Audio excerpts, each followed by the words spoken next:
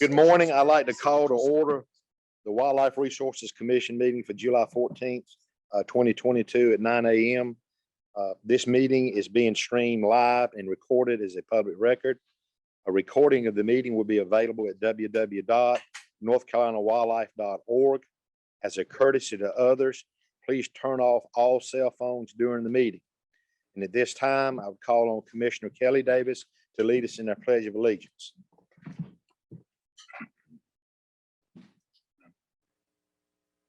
I pledge allegiance to the flag of the United States of America and to the republic for which it stands, one nation, under God, indivisible, with liberty and justice for all. And at this time, I call on Commissioner Wes Seegers to provide the invocation. Commissioner Seegers. Thank you. All bow your heads, please. Oh Lord, as we gather here today, we give thanks for your guidance and recognize through you the hope and promise of each new day. We ask that you bless the men and women of this agency for the efforts they put forth each day on behalf of all the sportsmen, women, and those who enjoy all our state's wild places. We ask that you guide our deliberations here today and our decisions would be pleasing in your sight, for we understand the responsibility we have in being good stewards of all that you've provided. And finally, we ask that you bless and keep safe the men and women of our armed services who sacrifice so much that we may be here today, freely offering this prayer in your name. Amen. Amen.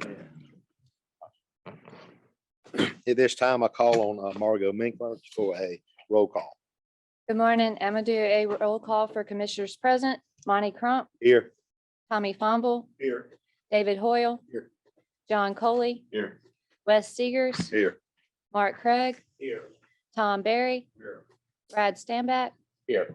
Jim Ruffin, Here. Ray Clifton, Here. Kelly Davis, Steve Wyndham, Here. Landon Zimmer, John Stone, Here. Hayden Rogers, Here. John Alexander, Here. Tom Hayslip, Here. J.C. Cole, Yeah. Mike Alford.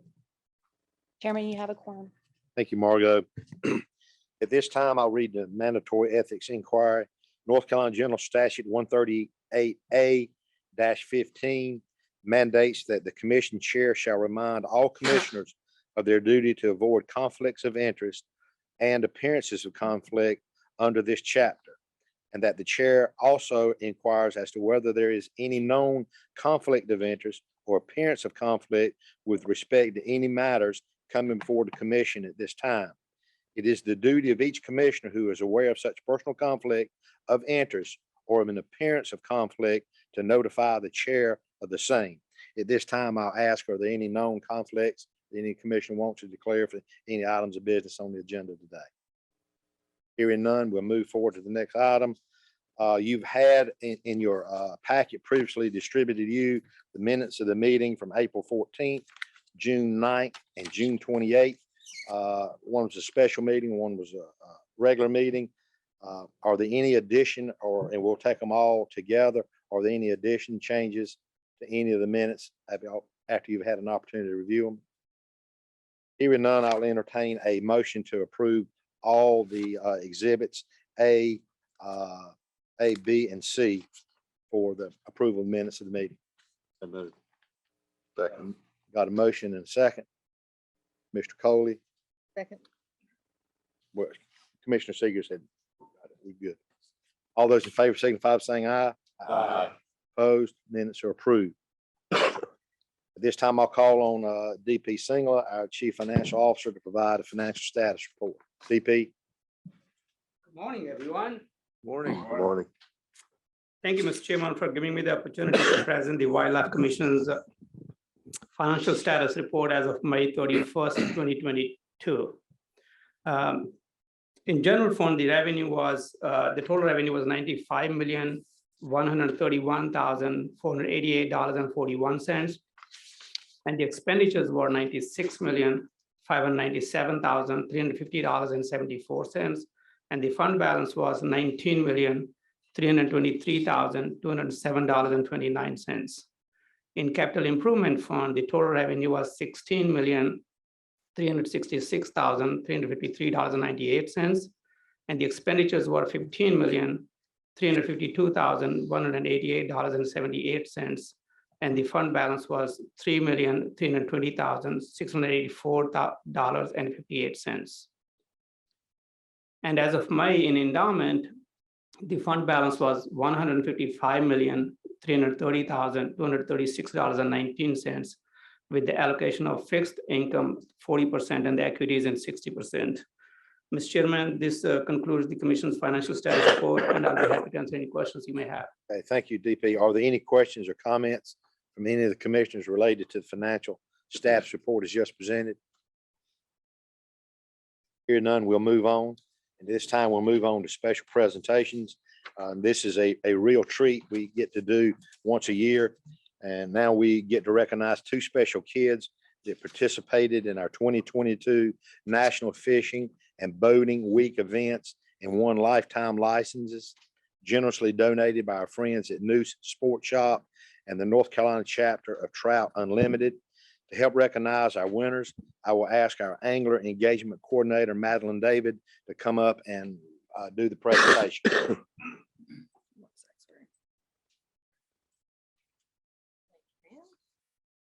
Good morning, everyone. Our staff, but mostly our partners throughout the state of North Carolina, held more than 20 fishing events throughout the months of May and June in celebration of National Fishing and Boating Week.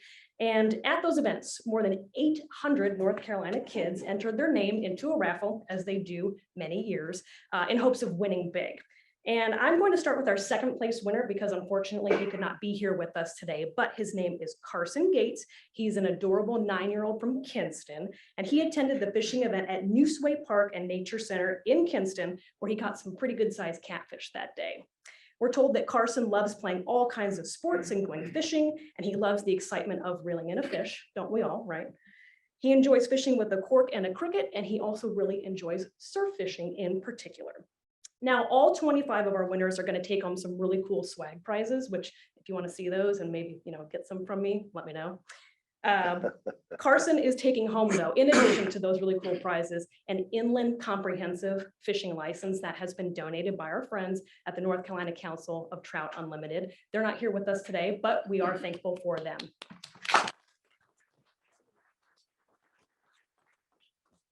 Okay, and our grand prize winner is here with us today. I'm very excited that she and her family could make it out. Elsa View is 8 years old. She is from Connolly Springs, and she attended the fishing event held in the Galliard Falls Park in Valdez.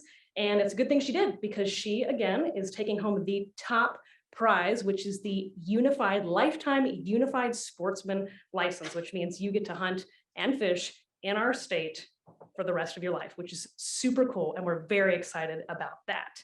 That license was donated very generously by our friends at the New Sport Shop. Spencer Hodges is here today representing. And at this time, do you mind coming up, and Spencer as well?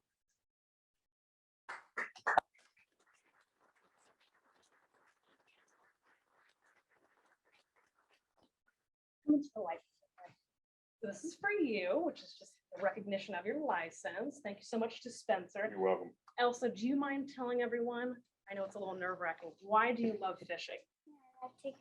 I like to go outside. Likes to go outside. Okay. Yeah, all right. All right. So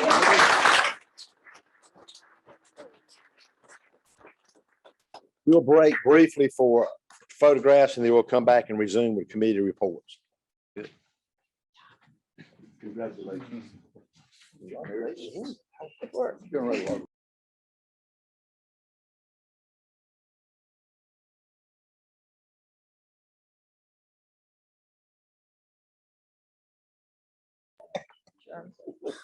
We will reconvene at this time and move forward with committee reports.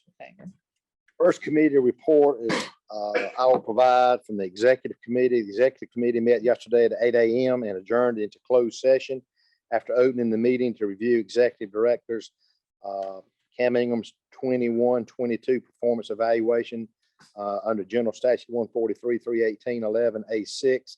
After returning to open session, the meeting was adjourned. Obviously, it's a personnel, but the committee did a good hour, reviewed goals that were provided over the last year and what we expect to get accomplished and work with, move forward over the next year. And it was a good meeting. It was a positive meeting. And I think we've seen the results of the leadership that we're getting from our executive director, and feel confident that that relationship will continue. So it was a very productive exchange yesterday. So I'll move forward at this point. Are there any questions about that? If not, I'll call on land acquisition and property committee report, Chairman Tom Berry. Thank you, Mr. Chairman. The Land Acquisition and Property Committee met yesterday, July 13th. Committee reviewed and endorsed 5 phase 1 as well as 3 phase 2 land acquisition projects. Specifically, the committee reviewed over 10,000 acres of WRC and partner land acquisition projects that will hopefully result in conservation ownership. One easement request was discussed and denied by the committee. We then discussed the land, we heard about the land and water access route proposal introduced to the committee. No action was taken. We also noted that the recent work in pursuing land in the underserved regions of the state. Staff planned to send out an outreach letter to 16 landowners that were identified in the new game land acquisition plan. That concludes my report, Mr. Chair. Hey, thank you, Chairman Berry. Are there any comments or questions for the report from Land Acquisition Property Committee? Here none, we'll move forward to the Education Communication Committee report. Chairperson Davis. Thank you, Mr. Chairman. Education and Communication Committee met on Wednesday, July 13th. Wildlife Education Division Chief Travis Casper gave an update on his team's progress. Presentation included survey results on why hunter education graduates are not purchasing licenses. 3 barriers were identified, including lack of time, lack of access, and lack of mentors. The team has already begun addressing these barriers through several initiatives. An update on the Pathways to Relevancy project was delivered with an overview of the new division structure. The Office of Communication, Marketing, and Digital Engagements Director Fairleigh Malum presented an update on efforts to reduce expenditures and increase revenues for the Wildlife in North Carolina magazine, which showed us a significant reduction in the deficit. Great to see. Digital Marketing Manager Jamie Hall provided an update on the agency's website, including a recent content management system update that will result in an annual cost savings of $58,000. Jamie Hall also provided information about a corporate partnership that will be leveraged in several marketing campaigns to generate license sales and magazine subscriptions. Thank you, Chairman. Are there any comments or questions for the Education Communication Committee report? Here none, we'll move forward to Fisheries. Chairman Stone. Thank you, Mr. Chairman. On July 13th at 11 a.m., the Fisheries Committee held their meeting. Christian Waters started out the presentation with 10 fisheries proposals for initial consideration for the 2023-2024 annual cycle. Proposals address trout, crappie, striped bass, and gear. Kelsey Roberts, the Piedmont Fisheries Research Coordinator, provided an overview of white bass populations in North Carolina and an update on a research project focusing on the behaviors and triggers for spawning migration of white bass and tributaries the falls of the Neuse Reservoir. To date, over 1 million detections from tagged fish have shown that white bass make multiple spawning runs each spring, often returning to the same river, move in association with changes in river flows, and stage in the upper end of the reservoir before and after spawning migration. Ben Ricks, Coastal Fisheries Supervisor, presented an update on annual monitoring efforts conducted by fisheries staff for river herring and reference tributaries of the Chowan, Tar, Neuse, and Cape Fear River. There have been slight upward population trends observed in Chowan and Neuse River basins. However, populations in Tar and Cape Fear River basins have shown no real improvement. Staff are working to establish benchmarks for recovery and sustainability to help determine when recreational harvest may be possible. Jamie Hall, WRC Digital Marketing Director, provided an overview of the Better Fishing with Two Ball Biologist podcast hosted by Corey Oakley and Ben Ricks. To date, the episodes have received over 7,000 listens in 47 states and 16 countries with excellent public feedback. At the end of the meeting, we covered some additional topics.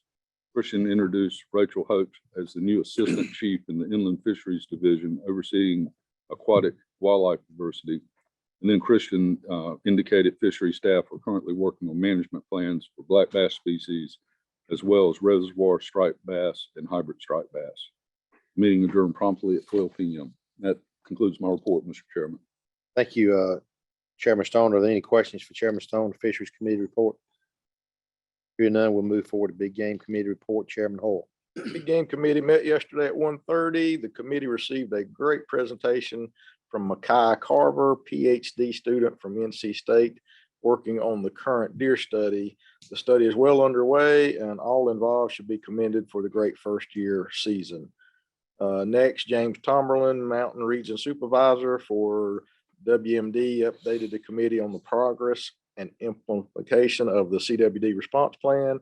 All staff involved have been working really hard and their efforts should be commended. Colleen, our bear biologist, updated us on the submission rates of the mandatory bear tooth submission.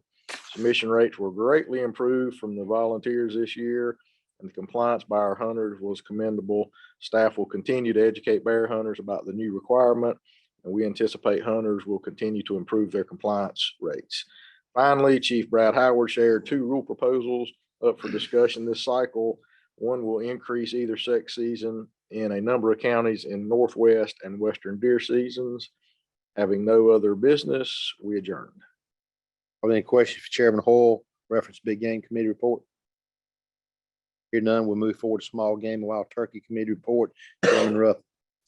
Thank you, Mr. Chairman. The Small Game and Wild Turkey Committee had an excellent meeting with a packed agenda and a variety of topics.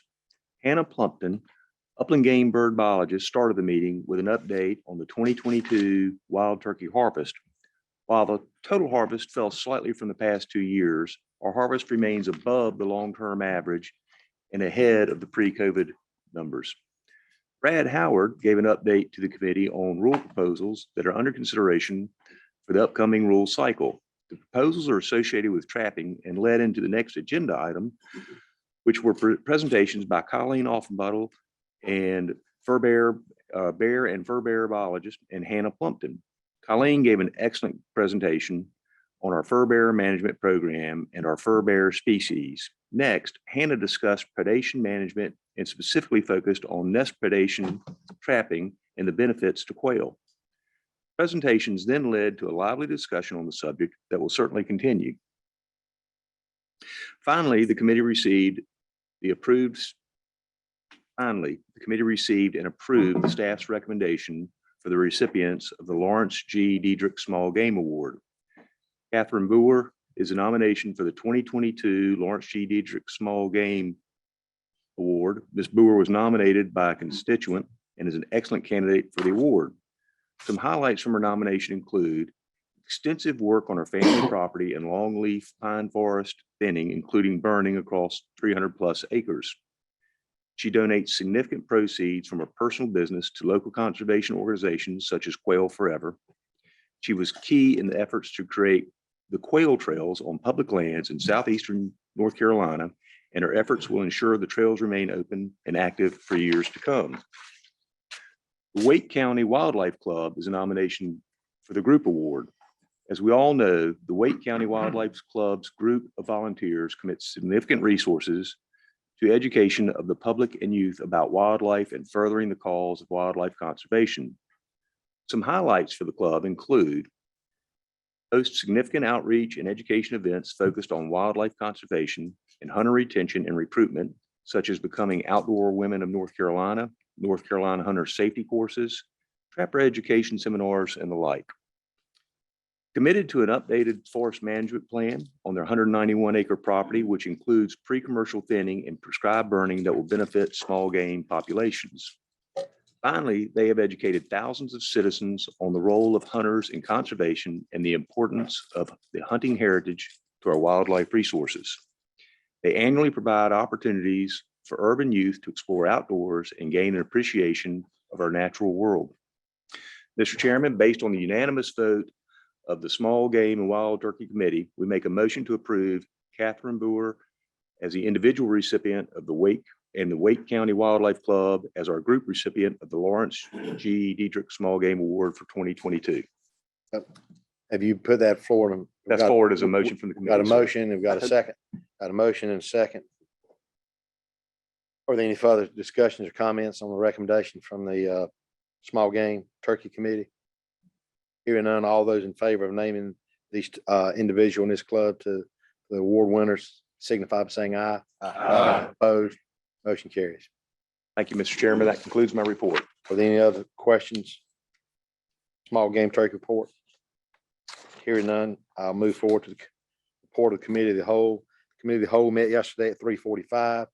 Meeting began with presentation from Ducks Unlimited on their ecology, conservation, and management certification program.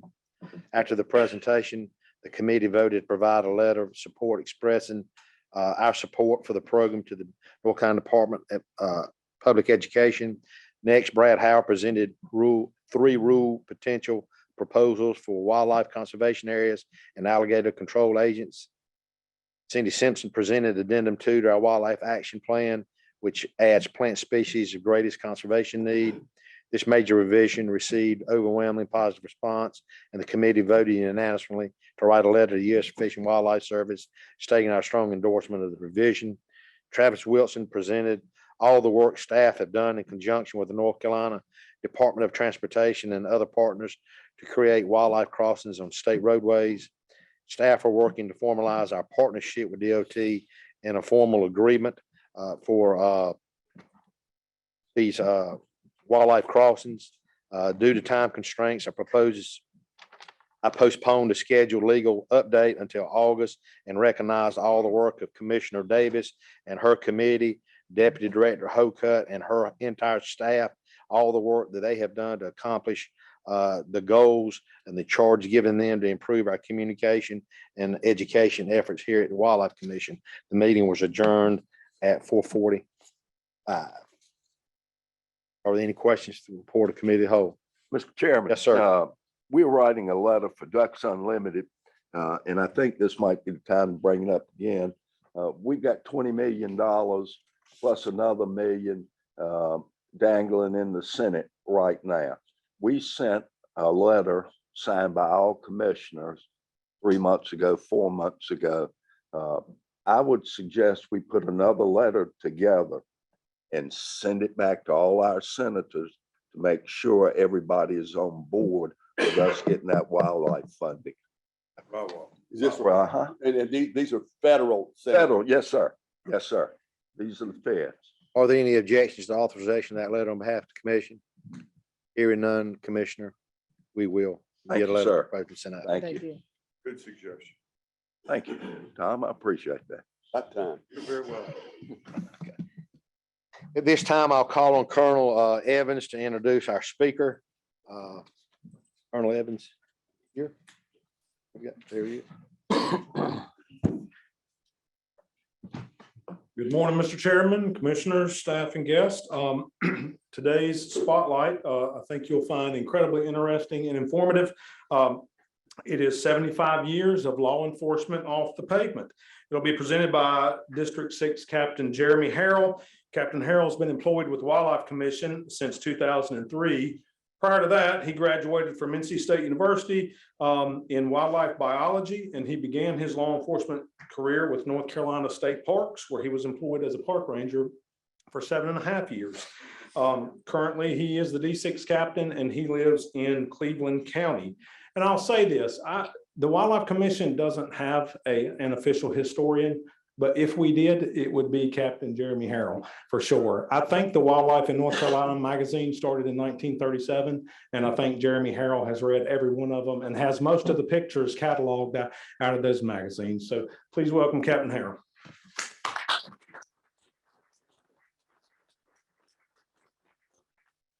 Appreciate that.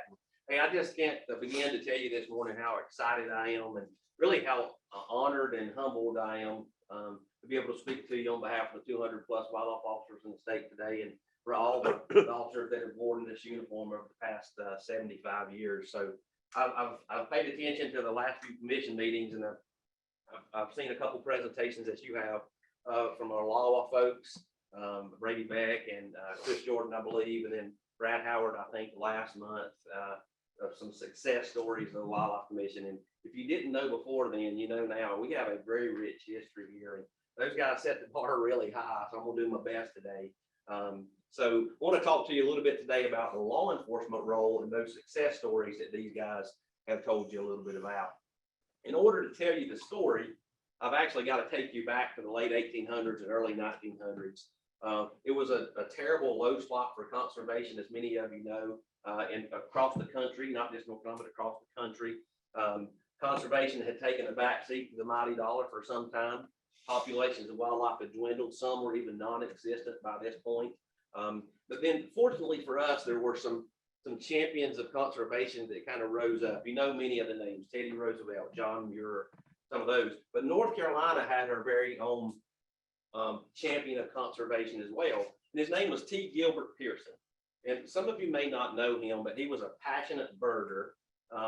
It was said that he would travel around preaching conservation with an evangelistic zeal. I loved hearing that. And he knew that there was a big problem here, and he wanted to solve it. He wanted to come up with a solution. And he had this really crazy idea that he wanted to, through the Audubon Society of North Carolina, create this statewide game law. The big problem he was having was the fact that there was probably going to be no funding from the state for it. And he actually said this: he said, "We must labor joyously and without stint to form a line of defense as best we may between the wild creatures and the greed of thoughtless." The interesting thing that he did, he knew that funding was going to be tough. So his big idea was, we're going to sell a non-resident hunting license to people who come to North Carolina to hunt. That is 1903, and it was $15. And there were a lot of folks coming to North Carolina to hunt, and that's how we're going to fund this program. Well, he convinced the legislature to pass the Audubon Act in 1903, and we hired our very first game wardens in North Carolina then. They were actually called bird and game wardens. Well, unfortunately, the Audubon kind of lost its momentum by 1909. County started seeing the money that was coming in from these hunting license sales, and they wanted it. And so in 1909, really, it was the beginning of the end for the Audubon Society, because 52 counties opted out of the Audubon law, and things started to deteriorate. Essentially, what happened was that counties started legislating wildlife locally. And that really caused a big problem. To give you an example, around that time, there were 40 different seasons for quail in the state. There were almost as many seasons for deer in the state. And so you can see the problem there. There was lots of decisions and laws made based on nothing, no science at all. It was just all about getting the money. Well, the chief game warden for the United States of America came to Greensboro in 1923. The Audubon law was still in effect, but really had no power. And he said this: he said, unless there is some effort made to protect game, the people of the state will see it vanish. And that was 1923. And there was some legislation that was tried to be passed for several years. Finally, in 1927, we did pass the state game law. And I'll go back up just a little bit about the Audubon Society. That made us in 1903 the very first state in the South to have a wildlife commission. So obviously things went bad. 1927, the Department of Conservation and Development took over the role of wildlife conservation in the state. And in 1927, they were called game wardens. This is what their badge looked like. 1933, there were a few changes in the law, and they started referring to game wardens as game protectors. Then we changed houses again in 1935 under the Division of Game and Inland Fisheries. So before that, game was in one part and fish was in another. Finally, they consolidated. And in 1935, under Division of Game and Inland Fisheries, we became known as protectors. Well, finally, in 1947, with the creation of the Wildlife Resources Commission, then and henceforth, still in the law today, wildlife officers, game wardens, whatever you want to call us, have been officially known as wildlife protectors in North Carolina. The very first, I guess, appointed director lasted a few months, and then in 1948, Clyde Patton, I don't know if any of you have ever read about him or heard about him, but he was appointed executive director, and he actually served as the executive director for nearly 30 years. So Cam, you got a little ways to go to catch up.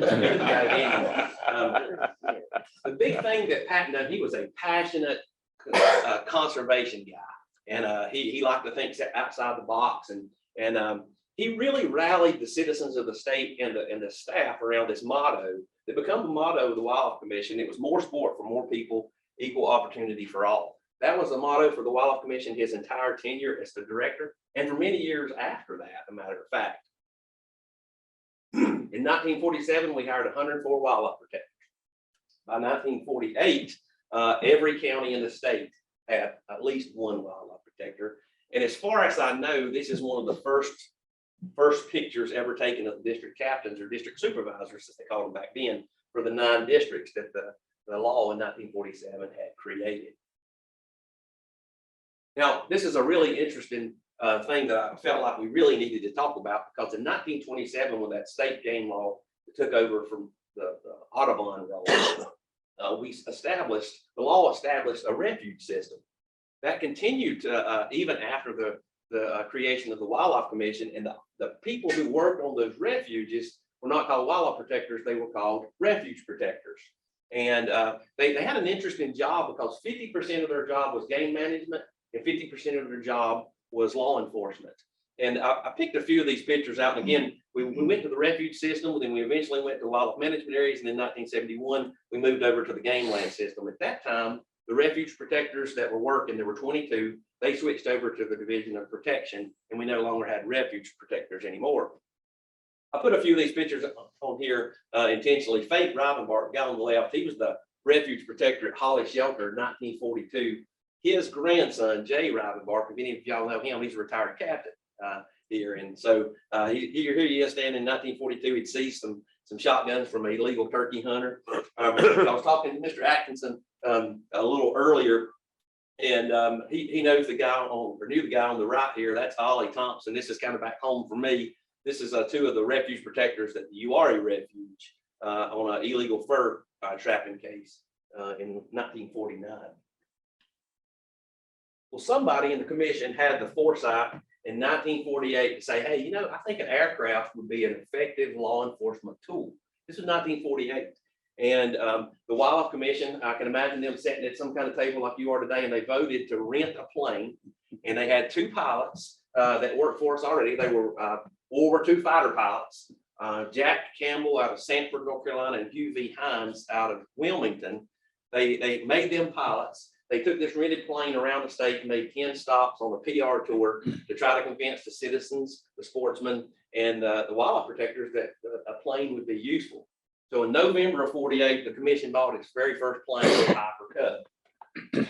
It was funny too, kind of interesting that I titled this one First in Flight, because I recently found out that the North Carolina Wildlife Resource Commission was the very first agency to have a plane in North Carolina. We've had planes ever since. We've had as many as 5 at one time in the 60s and 70s. Today we have 2 pilots. We have 2 planes. One was just outfitted with a state-of-the-art FLIR system.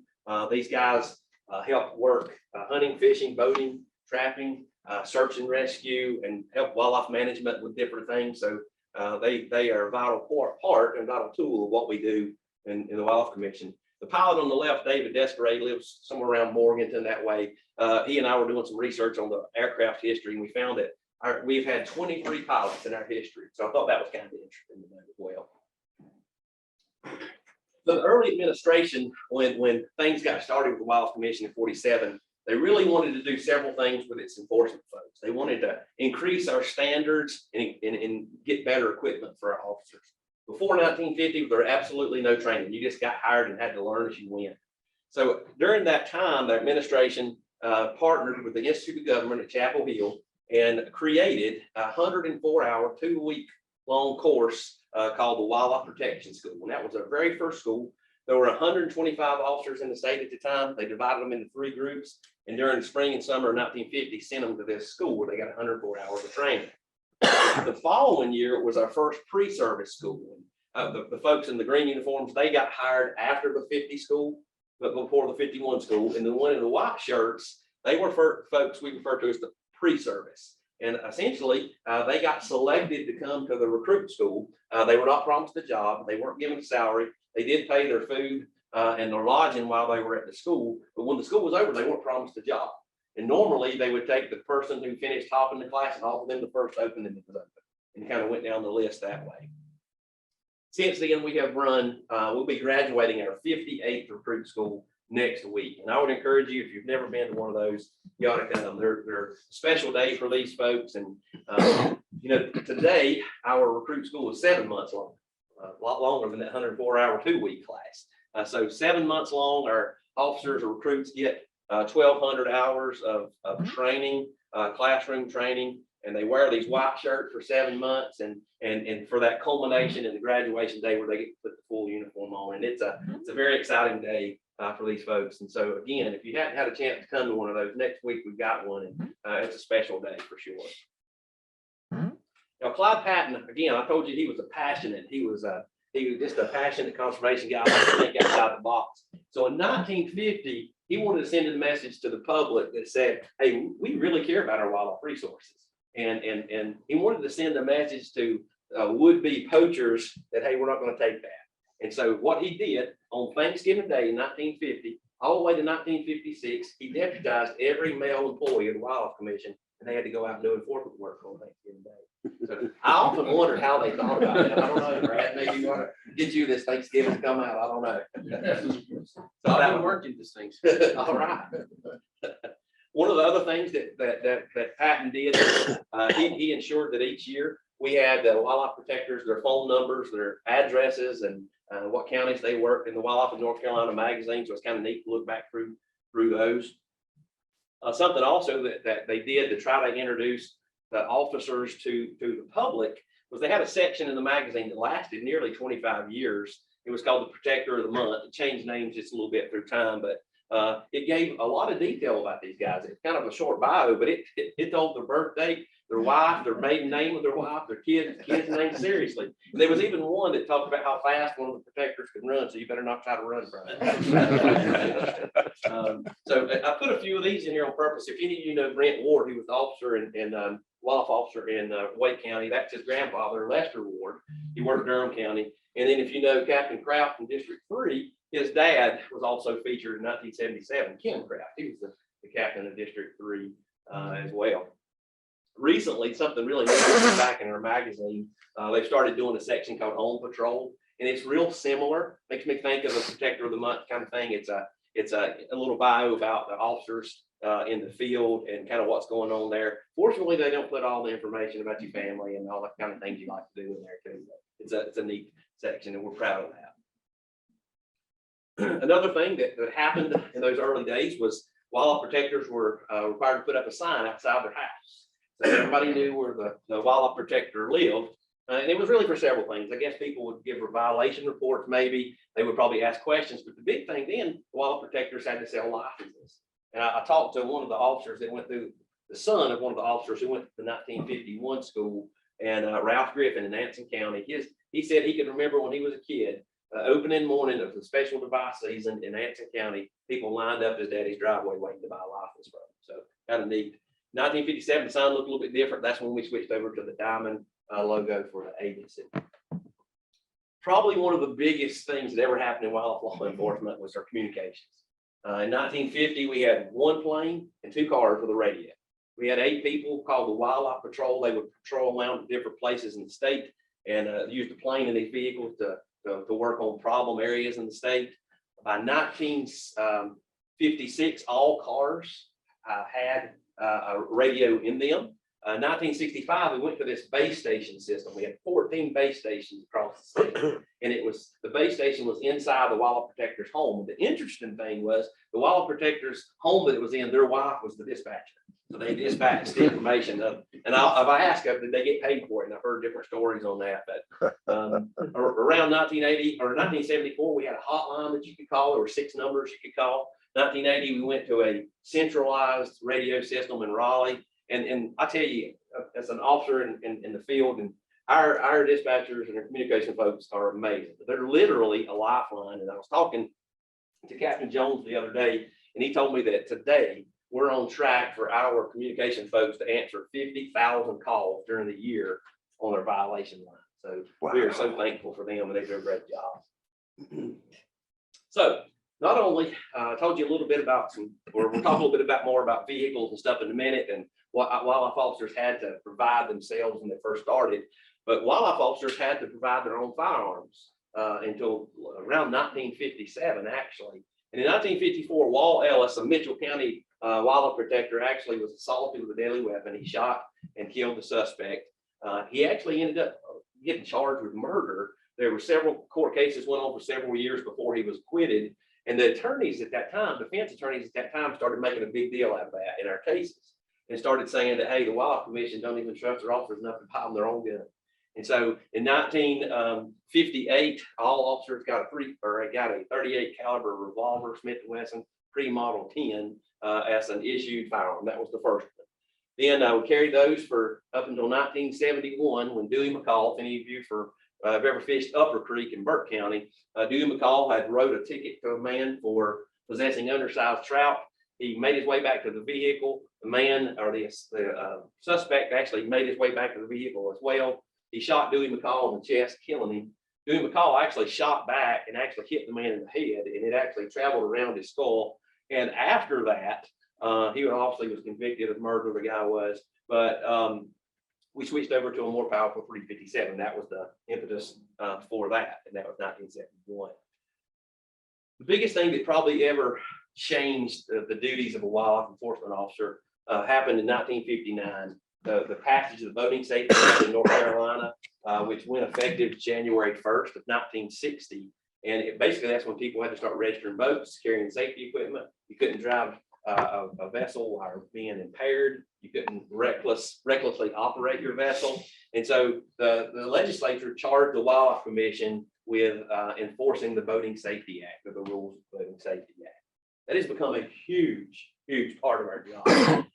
Today, I guess probably in 2015, we started a campaign. The commission started this campaign called On the Road, On the Water, Don't Drink and Drive. And we reached out to partners like the State Highway Patrol, Mothers Against Drunk Driving, Forensic Tests for Alcohol, to have an education and enforcement effort to deter impaired operation. And I'm really proud of the fact that today the officers of the North Carolina Wildlife Resources Commission are really looked at as the leaders in this. This has probably been one of the most successful impaired operation campaigns in the state's history. We have a team of standardized field sobriety testing instructors. They actually go around, they teach DWI task force. They have actually taught at the Highway Patrol School. Imagine the wildlife guys are teaching at the Highway Patrol School son. You know, we're teaching troopers. And so they have become known as an authority in this. Not only are they recognized statewide, but we are part of a national campaign called Operation Dry Water that's around July 4th every year. And this started in 2009. And Major Meyer can correct me if I'm wrong, but almost every single year, the Wildlife Resources Commission wins the top agency award for that national campaign. So we're recognized nationally as well. That's something to be really proud of. Here's a look at some of those vehicles. It was really 1956 before every officer had a vehicle. You had to provide your own. They did pay you a little bit of gas money. And surprisingly, it was 1967 before we had our first four-wheel drive vehicle, the International Scout. Then there were only about 2 of those. If you do have one, we'd love to have it for our museum. 1967 before we had our first wheel drive vehicle. And actually, you would think that would kind of be standard issue for a game warden or wild protector. It was actually into the early 2000s before it was really standard issue for our guys to have it. We pulled Parker boats with Crown Vic for a long time. Today, we have the largest fleet of boats in the state, probably the largest fleet of 4-wheel drive trucks and UTVs in the state. And that has made the role of the wildlife officer even more useful and needed in our state. Obviously, you know, North Carolina is famous for hurricanes. And so hurricane disaster response, our folks are on the front lines of that. Even more recently, I know up in District 9, Commissioner Standback, you probably the flooding up around Crusoe and that area. Here's some of our guys helping pull people out of that. So even also, you know, one flake of snow will shut the state down sometimes, but some of these more crippling snows, it's been wildlife officers because we have 4-wheel drive vehicles patrolling the highway at night, getting people out of cars so they don't freeze to death in the car. We had officers that were transporting nurses and doctors to the hospital so they could work because they didn't have 4-wheel drive vehicles to get there. So become a really important part of that, important part of our job. Covert operations have been something that's been around since the beginning of law enforcement, I would assume. And there are some things in some cases you just can't work in a uniform. especially some of your larger, more egregious cases, especially commercialization of wildlife, which is such a detrimental thing to our resources. So covert operations have been around for a while, especially late 70s, early 80s. Operation Smoky was a notable one. Operation Rock was a sale of striped bass down toward the coast. There's been quite a few of those. Operation Rawhide was one in the early 80s. It was illegal trapping in furs, but that's a big part, so much so that in 2012, we created a special operations unit here in our agency that works on some of these larger cases. And we have, I think, 5 full-time investigators now that work in our special operations unit. Since the very beginning, education has been a primary focus of what we do for both our conservation mission and our public safety mission. You think about hunter safety a lot of times. These are some of the early hunter safety courses here on the left, but our folks have instructed thousands of instructors to teach, with thousands of students have went through our hunter safety courses, but also pre-launch boat safety checks. And obviously the media nowadays is a way we get a lot of stuff out of our message. If you think about an officer today, boy, I'll tell you that the world is changing so fast and technology changes even faster. And so our officers are expected to do a whole lot of stuff and change and be very flexible and continue learning different things. And, so we're incorporating a lot of this modern technology that is changing so fast into the way we do our job and helping us accomplish our mission. More recently, the body worn cameras, like on the bottom right, we have a drone program now. So our officers are constantly having to change with technology. But one thing that I will say is that one thing that cannot change is something that Teddy Roosevelt talked about in 1899. And he said this, he said, I want us game protectors. He was addressing the state of New York at the time about game wardens. And he said, I want us game protectors, men of courage, resolution, and hardihood. Obviously, if he was speaking to us today, he'd say, I want men and women of courage, resolution, and hardihood. And I love that word hardihood. It's something you don't hear much. And really, if you start digging into it, you realize that it really means a trait of taking on a task that is inherently dangerous or risky. And that's something that we ask a lot of our officers. I mean, to deal with people in the middle of the night, oftentimes large groups in remote places where they can't get out on the telephone or radio. They're by themselves, and they're, not every encounter is a nice one. Sometimes they don't like the reason that we're there. And so hardihood is something our officers have had to have. And unfortunately, in our history, we've had 11 wildlife officers that have died for the cause of conservation in our state. They're just in North Carolina. And 3 of those are not pictured there.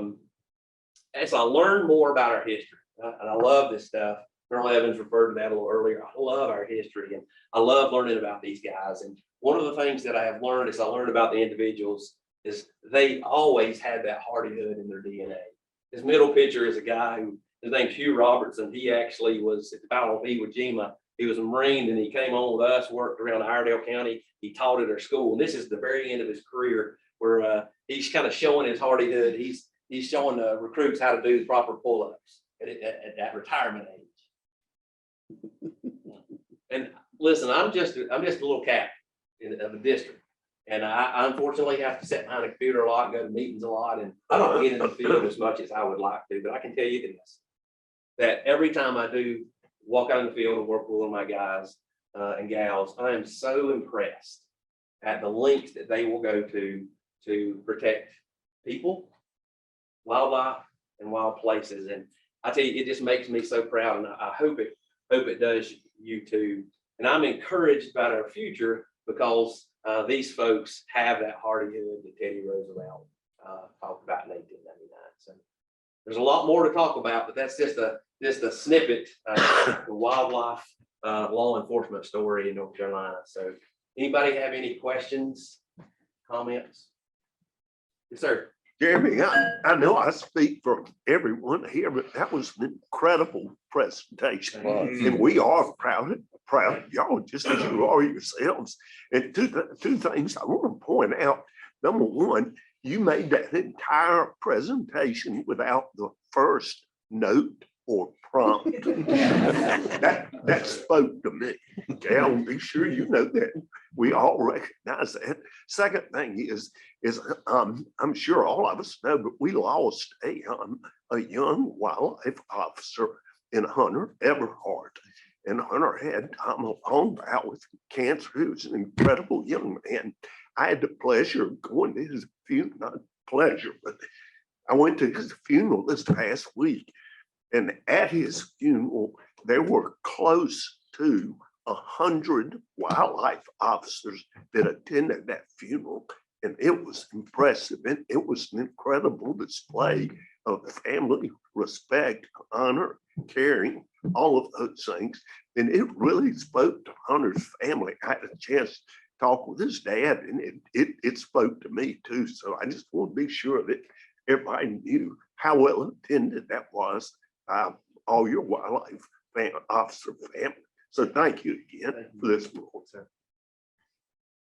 Any other comments or questions?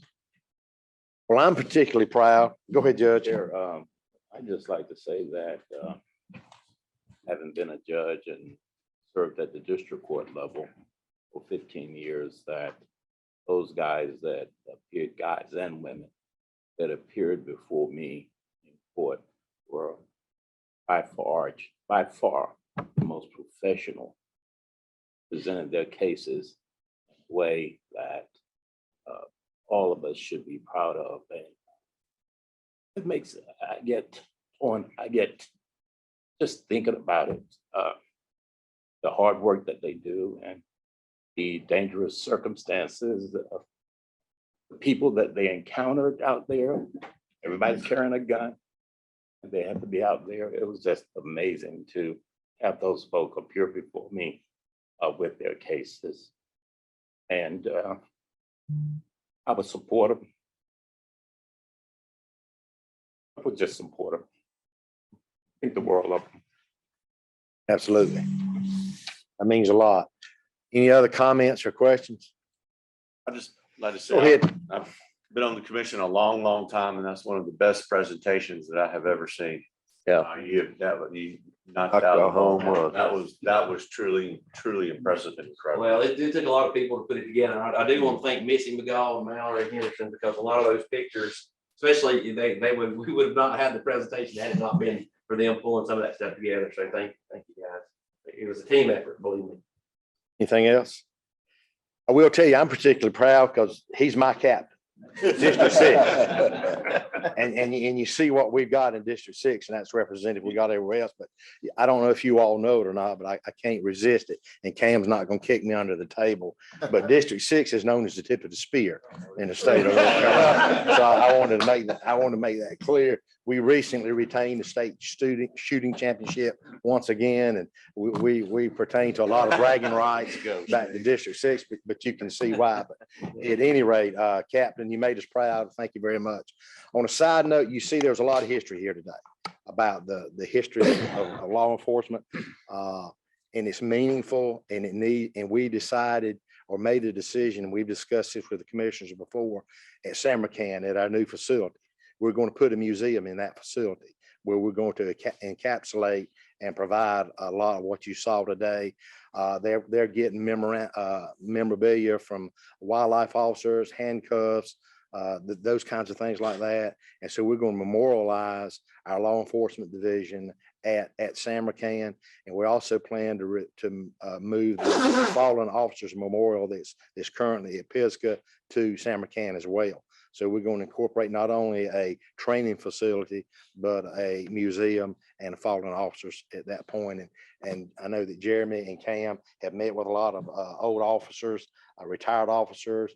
They've been working on the history, and they're just doing incredibly a job. And believe it or not, what we saw today was just the tip of the iceberg of what they've got and what they plan to do for this museum. So, it's really incredible. And Jeremy sent me a text last night, and I got it from him, and he wanted to know would he get in trouble today if he went over his time. and I told him with the presentation, I know you're gonna make absolutely not. Home field advantage means a little bit, but Jeremy and all of him, and that is a true story. But Jeremy, thank you, all the wildlife, really do appreciate it very much. I think we found it very touching.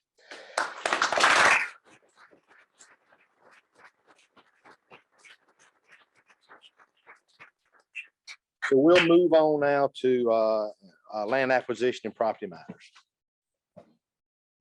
Ben. And when he gets through with his presentation, I'll ask for a motion for all three of those exhibits. So hold your emotions until he gets through, please. There we go. It's gonna be good. See soon.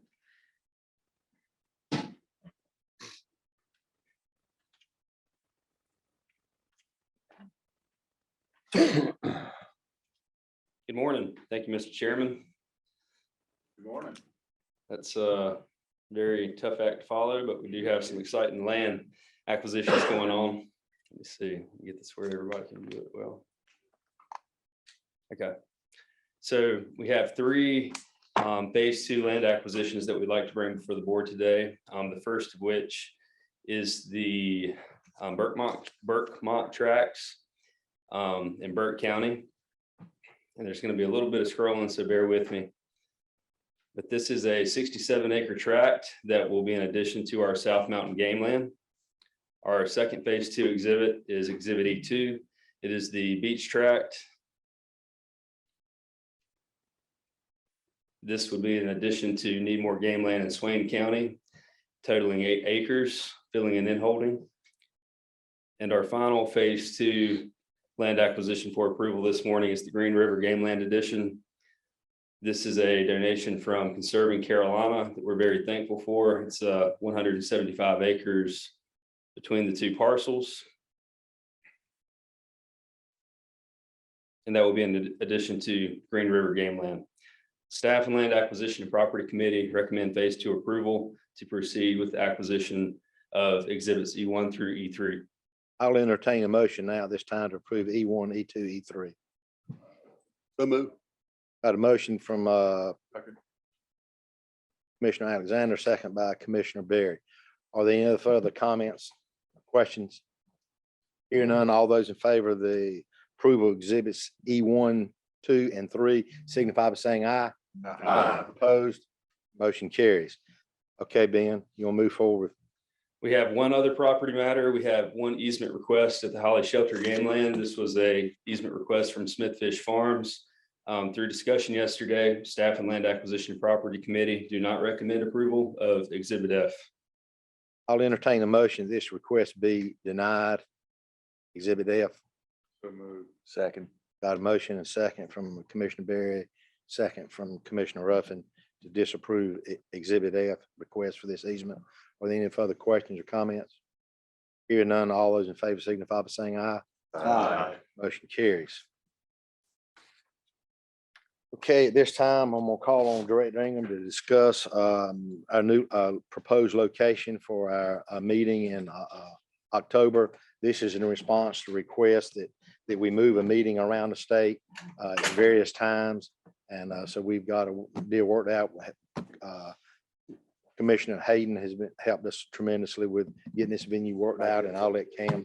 Thank you, Mr. Chairman, and good morning. Each year in past years pre-COVID, that we would go outside of Raleigh at least once a year to provide commission meetings, and it provides an opportunity for us to get out of Raleigh and see some of our projects and that were going on in conservation efforts across the state, and also connect with partners in those regions, along with wildlife commissioners in their local regions. So Margot's been working hard with commissioners from the beach to the mountains, and particularly as you've outlined with Commissioner Hayden Rogers. And we would recommend moving our October meeting from this building in Raleigh to Cherokee, as provided by some insight from Hayden Rogers and Margot's work to get the cost down as low as possible, to make it as economical as possible, but also provide a great opportunity for us to meet there. So, we would recommend you would consider that. And we will be, as we do the approval today, if commission wants to move there, move the meeting there, then we'll work on opportunities for commissioners. We don't all have to go to the same place, but Silvers, Hatcheries, there are several events out there you could probably go to early, take a look at Tuesday on travel day. So we'll be more in touch with you as assuming that this is approved at this time. And Mr. Chairman, one more point, just for the folks who weren't on the board or not familiar, the last time we did it was in Wilmington, so we thought this time we would go to the opposite end of the state. What's the It was date? awesome, by the way. 18th and 19th and 20th. 18th, 19th, and 20th of October 22. And kudos to Commissioner Hayden. He really helped. He got the rates down to with state rates. All the stuff cleared to state liaison and ethics and all this kind of stuff like that. We really made careful going to that venue. There would be no issues. And we got all that resolved and got cleared on that. So there are no issues there. And to get an event like that in the middle of October in the western part of the state, an opportunity for some of the commissioners to see facilities had, I think it's a good opportunity. So what are the wishes of the commission? Let's do it. Absolutely. I'll make a motion if we need a motion. A motion to move the meeting. Second. Got a motion by Commissioner Hayden, seconded by Commissioner Clifton to move the meeting to October to Cherokee. All those in favor signify by saying aye. Aye. Opposed? Thank you. Motion carries.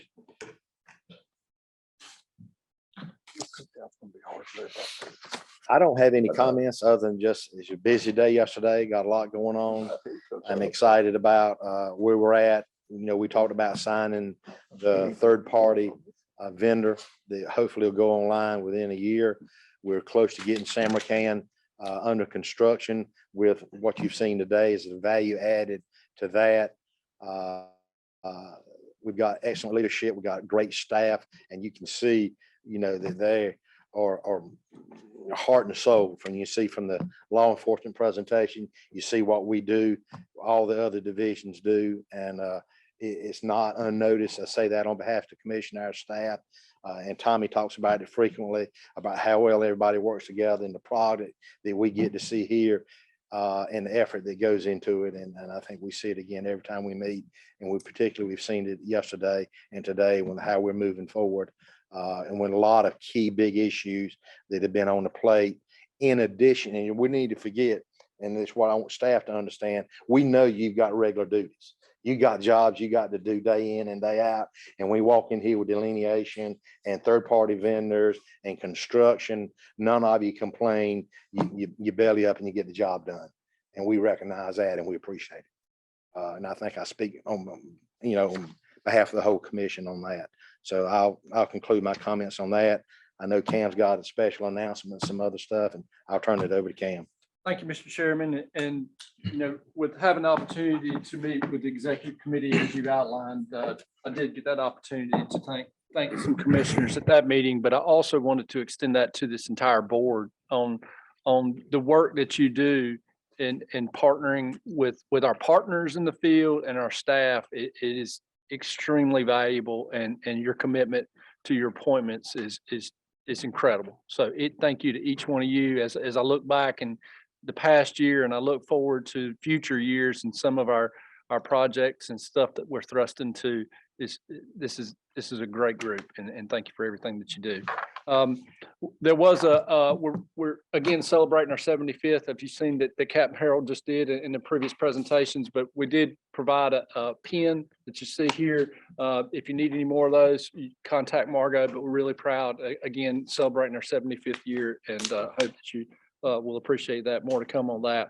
I did want to share, Brad reminded me yesterday that our duck prints that you will be receiving, we're really excited about that. It's our 40th final print. The first one was 83. This was the final one as voted by this board, is to the right of the screen up there.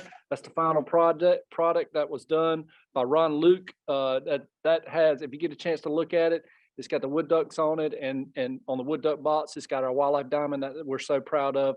But the original has been rematted and framed, and is on the left side. Will stay in this room, in my term anyway, until somebody moves it or the chairman decides to. But that's the place that they're going to be, and we're really proud of that. And your prints will be provided for you, hopefully with the supply chain maintaining in August. So as Commissioner Craig smiles, he understands that. So again, the law enforcement graduation, I look forward to seeing some of you next Tuesday. And what the chairman was talking about, the next topic I have was an add-on last night. And I'm gonna read something, because I took part of this, but I didn't read it. I didn't put it all together. So unlike Captain Harold, I am going to read this. And so this came up yesterday at lunch, and topics of conversation with each commissioner comes up often, but more than often it comes up with Wes Seegers. And Wes is an avid lifetime sportsman with a long time, as a longtime commissioner of the Wildlife Resources Commission. He is one of North Carolina's most passionate, committed conservationists. Wes has demonstrated a lifelong commitment to, in support of, and involvement in conserving North Carolina's wildlife resources. He has a deep passion for the outdoors, as I have personally witnessed, and pursues all types of hunting, fishing, and boating interests, and shares this passion with his family and friends, and including me and my family and friends all around him. His outdoor experiences and commitment to wildlife conservation have been and continue to be critical to the Commission's conservation successes. Wes has the longest standing term on this board of 25 years of service. He started on this board in 1997. That's the year that I put the uniform on for the first time with the Wildlife Commission. So for me, that's incredible. 25 years of service on this board, which includes 2 terms as the chairman, 3 terms as the vice chairman, and on many commission committees, which include the chair, vice chair of the executive committee, the big game committee, the rules committee, the fisheries committee. We used to have a legislative committee, the endowment fund committees. The list goes on and on and on. And with the help with Chairman Crump, my staff, and including Wes's family that I'm not sure he knows about, I don't think he does. I nominated Wes for the Wildlife Federation's Governor's Conservation Achievement Award for the 2022 Sportsman of the Year. And I received a call last night from Tim Geswicki, the CEO of the North Carolina Wildlife Federation, let me know that Wes has in fact received that award and will be presented that award in September at their annual banquet. So awesome. Wes, thank you and congratulations on this recognition.